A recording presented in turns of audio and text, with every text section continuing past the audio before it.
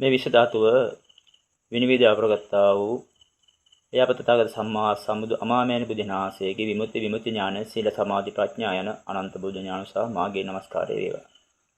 සාදු සාදු සාදු. කාර්මික පින්වතුනි, පෙර දේශනාවේ සඳහන් කළ මම යන කවුද කියලා මම පැහැදිලි කරා. මේ සිතවිල්ල තමයි මම කියන්නේ කියලා. තව ටිකක් ඒක සරල කරලා අවබෝධ කරලා දෙන්නයි මේ උත්සාහ දරන්නේ. පින්වතුනි, අපි තේරුම් ගන්න ඕන මෙතන සිතවිල්ලෙන් සිතවිල්ලට මේ සිත වැඩ කරන වැඩ පිටා. ඒකට මේ සිතවිල්ල තමයි මම කියන්නේ. ඒ තමයි මාව පාලනය කරන්නේ. සිතවිල්ල. මෙමයි මෙත්තා, කරුණා, මුදිතා, උපේක්ඛාව තුළ ගත්තාම ඒක මෛත්‍රී චිත්තයක් තුළ සිද්ධ වෙන ක්‍රියාවක්. මෙත්තා, කරුණා, මුදිතා, උපේක්ඛාව තුළ. ඒක මෛත්‍රී චිත්තය තුළ සිද්ධ වෙන ක්‍රියාවක්. ඒ ගත්ත අරමුණට ඒ පහළන සිතුවිල්ල ඊළඟ සිතුවිල්ලත් කුසල සිතුවිල්ලක් තමයි උපද්දලා දෙන්නේ. ඊළඟ එකත් එහෙම. ඒ ගත්තා වූ අරමුණට අනුව ඒ පහළ වුණා වූ සිතුවිල්ල ඒක පුණ්‍ය වූ කුසල් ධර්මයක් වෙනවා. එනේ හොඳ දෙයක් පටන් ගත්තාම ඒකේ ඊළඟ ඵලය කියන්නේ හේතුව ගමුකෝ. ඒ හේතුව නිසා ඊළඟ ඵලය සැකසෙන්නේ හොඳ එකක්. මෙත්තා, කරුණා, මුදිතා, උපේක්ඛා තුල මෛත්‍රී චිත්තය පිහිටුවට පස්සේ එතන සිද්ධ වෙන්නේ පුණ්‍ය දේවල්. පුණ්‍ය සිතුවිල්ලක් කරන් තව පුණ්‍ය සිතුවිල්ල පහදලා දෙනවා. එතකොට එතන කරන පුණ්‍ය කටයුත්තෙන් ඊළඟ තව පුණ්‍ය කටයුත්තකට තමයි අපේ සිතුවිල්ල පහළ වෙන්නේ. සරලව තේරුම් ගන්න. ඒ වගේ අපි ඡන්දය යම් කිසි දෙයකට ඡන්දයක් ඇති කරන රාග සිතුවිල්ල පහළ කරාගෙන අපේ මේ සිතුවිල්ල තුළ හට ගන්නා දේ අපිට ලබා ගන්න බැරි වීම හේතුයි. ලබා ගන්න අවශ්‍ය කරන සිතුවිල්ල තමයි හදලා දෙන්නේ අරමුණ හරහා. ඒ ගත්ත අරමුණට අනුව සිතුවිල්ල අනිත් සිතුවිල්ල හදලා දෙනවා. ඒක අපිට කරගන්න බැරුව ගියොත් එතන යන්නේ ඡන්දය සහ රාගය කියන සිතුවිලි. ඡන්දය කියන්නේ කැමැත්ත. ඒ කැමැත්ත තුල අපිට රාගසිතක් උපදින්න පුළුවන්. එතකොට මට ඒක ලබා ගන්න බැරි වෙනකොට මුලින් පහළ වෙච්ච සිතුවිලි වෙනස් වෙනවා. කැමැත්තෙන් හෝ අකමැත්තෙන් ඒක කරගන්න උත්සාහ කරනවා. එතකොට අපිට ඒක කරගන්න බැරි වීම නිසා අපි මොකද කරන්නේ? ඒක බලෙන් ලබා ගන්න දරුවෝ මොකද කරන්නේ? එතකොට දේශ සහගතව තමයි එතනින් එහාට මේක සිද්ධ වෙන්නේ. අපිට සමහර අපි අතින් ලොකු වැරද්දක් වෙන්නත් පුළුවන්. සාමාන්‍යයෙන් ඝාතනයක් පවා වෙන්න පුළුවන්. ඡන්දය රාගය තුල ඒක යන්නේ. දැඩි කැමැත්තක් පවත්තන ලබා ගන්න බැරි නිසා ඒක කොහොම හරි ලබා ගන්න උත්සාහ කරනවා. හොඳින් හෝ නරකින්. ඒත් මුලින් පටන් ගත්තට ඒ අරමුණට බැඳිලා ඒ අරමුණේ සිතුවිල්ල පිහිටලා හොඳින් කරගන්නවා කියන මතේ ඉඳලා කරගන්න බැරුව ගියාම ඒක අපි හොඳින් හෝ නරකින් කරගන්න උත්සාහ කරනවා. එතකොට එතන පහළ වෙන චිත්ත වීති මගදී වෙනස් වෙනවා. අරමුණත් එක්ක ඒ අරමුණේ ක්‍රියාකාරීත්වයත් එක්ක ඒක මට ලබා ගන්න බැරි වෙන තැනදී නම වෙනස් වෙනවා. ඒ මට ලබා ගන්න ඕනනේ. හොඳින් ඉල්ලලා දෙන්නේ නැත්තම් මල් පැලයක් කියලා හොරෙන් ගන්නවා. නැති වෙලාවට හොරෙන් ගන්නවා. අන්න ඒ වගේ. ඒක ඝාතනයක් දක්වා යන්න පුළුවන්. ඒ වගේම තමයි දේශ සහගතව.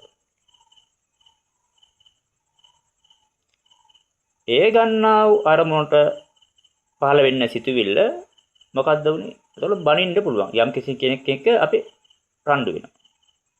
ඒක දුර දිගේ යනකොට කෙනෙක් පාරක් ගහනවා. තමුණුත් පාරක් ගහනවා. ඊට පස්සේ ඔහම ඔක දුර දිගේ යනවා. ඒ අනුව තමයි සිතුවිල්ල පහළ කරලා දෙන්නේ. දේශසහගතව. දේශසහගතව පහළ කරලා දුන්නාම එතකොට හිතෙනවා පොල්ලකින් ගහන්න හිතෙනවා. හැංගිලා ගහන්න හිතෙනවා. එහෙම නැත්නම් හැංගිලා ඝාතනය කරන්න හිතෙනවා. මම ගැහුවොත් නැවත මටත් ගහයි. ඊට කලින් හොඳම දේ තමයි ඝාතනය කරන්න ඕන කියලා ඝාතනය කරලා දාන්න පුළුවන්. කියන්නේ මෙතන හදන සිතුවිල්ලට ඊළඟ සිතුවිල්ල හදලා දෙනවා. ඊළඟ සිතුවිල්ලට ඊළඟ කියන්නේ මෙතන හදලා දෙන සිතුවිල්ල ප්‍රත්‍යක් කොට අනිත් සිතුවිල්ල හට ගන්නවා. ඒ සිතුවිල්ල ප්‍රත්‍යක් කොට අනිත් සිතුවිල්ල හට ගන්නවා. ඒ සිතුවිල්ල ප්‍රත්‍යක් කොට අනිත් සිතුවිල්ල හට ගන්නවා. ඉන්නතුනි එතකොට යම් කිසි කෙනෙක්ව මම ඝාතනය කරා නම් සිතුවිල්ල තමයි ඝාතනය කරන්නේ. සිතුවිල්ල තියෙනවා මම හැංගිලා ඉඳලා අහවල් වෙලාවේ එන්නේ මේ පාරේ එන්නේ මෙතනින් මම මෙතන ඉඳලා එනකොටම මොකෙකින්ද පොල්ලකින් හරි මොකෙන් හරි ගහනවා මොක හරි ආයුධයකින් කියමු තමන් ඒ වෙලාවේ ගන්න සිතුවිල්ලනේ. එතකොට කවුද දැන් මේ ගැහුවේ? හරි ඝාතනය කෙරුවේ හරි සතෙක්ව වෙන්න පුළුවන්. මිනිස්සෙක්ව වෙන්න පුළුවන්. සිතුවිල්ල. මේක මම කියන හැමතිස්සෙම මේක දකින්න සිතුවිල්ල තමයි මම කියන්නේ. එහෙනම් අපේ ගන්න අරමුණට අනුව මේවා වෙනස් වෙනවා. මෛත්‍රී චිත්තයක් නම් ඒක ඒ විදිහට කෙරෙනවා. ඡන්දය කැමැත්ත තුලයි රාග සිතුවිල්ලක් පහල කරලා ඒ තුල ඇති කර ගන්නා වූ ඒ සිතුවිල්ල අරගෙන යද්දී ඒ විදිහට සිද්ධ වෙනවා. කැමැත්තෙන් හෝ අකමැත්තෙන් කරගන්න කියන තැනට එනවා. දේශ සිතුවිල්ලම පහල වෙලා දේශීල සිතුවිල්ලක්ම පහල වෙලා කරන එක ඒක අරට වඩා ඉක්මන.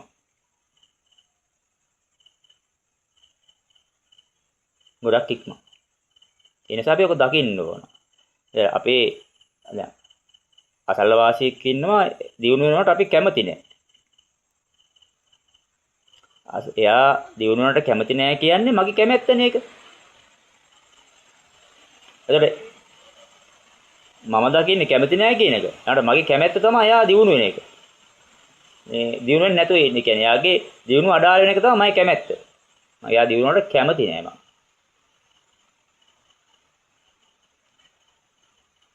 ඒක තේරුම් ගන්න ඕනේ. එතකොට ඒ සිතුවිල්ලට අනුව තමයි ඊළඟ සිතුවිල්ල. එහෙනම් අපි මේ වෙලාවේ කරන්නේ හොඳ සිතුවිල්ලක් නම් හොඳ දෙයක් නම් ඊළඟ සිතුවිල්ල හොඳයි.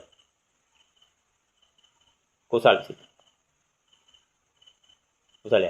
අපි මෙතන කරන්නේ මුලින් මොකද්ද? අකුසලයක් නම් ඊළඟ එකත් අකුසල.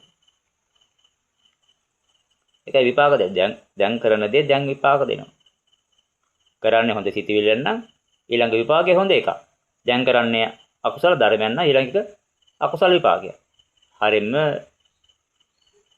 පිළිසුදු දකින්න තියෙන්නේ මේක දෙන්න. ඒ නිසා බලන්න එහෙනම් ඉතින් අපි දකින්න ඕනේ මේකේ යථාර්ථය, යථාපැත්ත අපි දැක්කම අපිට ලේසි. මේ චිත්ත වීති මේ මනෝඤ්ඤම් මේක තිබිලා පැවතිලා මේවා බිඳිලා යනවා. මේක තියෙන්නේ නැහැ. මේක අභිධර්මයේ පැහැදිලි කරලා දේශනා කරලා පැහැදිලි කරලා පෙන්නලා තියෙනවා.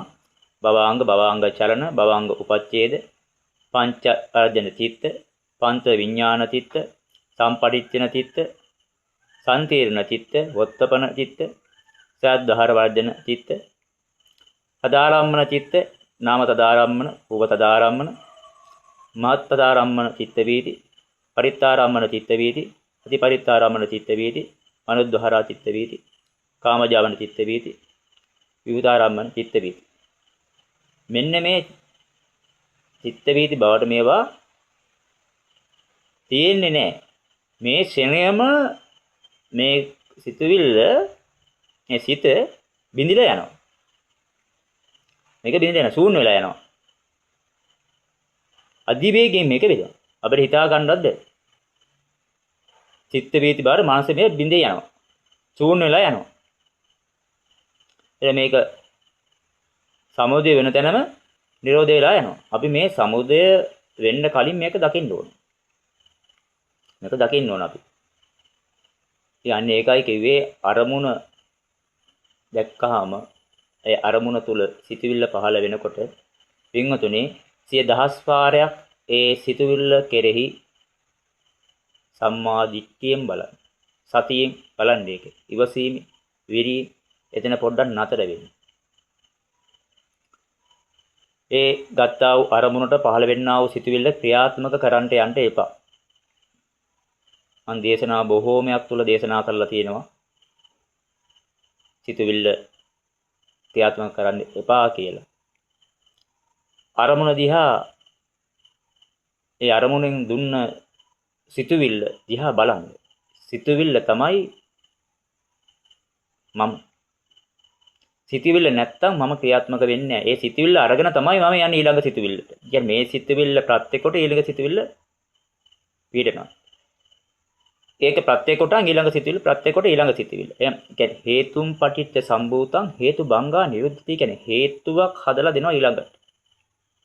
මේ සිතුවිල්ල ඊළඟ හේතුව හදලා දෙනවා. ඒක අනිකට හේතු වෙනවා. ප්‍රත්‍ය කියන්නේ ඒකයි. අපි හොඳට තේරුම් ගන්න ඕන මොකක්ද මේ වෙන්නේ? අපිට මොකක්ද කරගන්න තියෙන්නේ කියන කාරණා. ඉතින් අපිට කරගන්න තියෙන එකම දෙයයි ගන්නා වූ අරමුණට පහළ වෙන්නා වූ සිතුවිල්ල දකින්න. සිතුවිල්ල දිගේ එකපාරටම රාජකාරී කරන්න යන්න එපා. ඒක දිගේ රෝධ කරන්න යන්න එපා. සිතුවිල්ලේ ක්‍රියාදාමයේ දකින්න. යමෙකුට අරමුණේ ඒ පහළන සිතුවිල්ලේ ක්‍රියාව දකින්න පුළුවන් නම් සංචේතනා කරන එක, සංචේතනා පවත්තන එක, රෝධ කරන එක, සිත කය වචනේ කියන එක සිත දකින්න පුළුවන් නම් වචනයයි කයයි පාලනය කරන්න පුළුවන්, කන්ට්‍රෝල් කරන්න පුළුවන්. වචනයයි කයයි කන්ට්‍රෝල්, වචනයයි කයයි කන්ට්‍රෝල් වෙනවා. සිතුවිල්ල කන්ට්‍රෝල් කරන්න පුළුවන් නම් සිතුවිල්ල කියන්නේ සිත. ඒ සිත කය වචනය සංවර කියන එකේ තේරුම පින්වතුනි ඔන්න ඔකයි තාම සරලව. ඒ නිසා මේක දකින්ද ඒතර මෛත්‍රී චිත්තය තුල පටන් ගත්තා මේක මෛත්‍රී කරුණා සහගතව ඉවර වෙනවා. රාගයක් තුල හටගත්තොත් ඒක රාගය තුල මේ සිතුවිලි රාග සිතුවිලිම පවත්තලා ඒක රාගයේ සිතුවිලි තුල මේක රෝධ කරගෙන යනවා.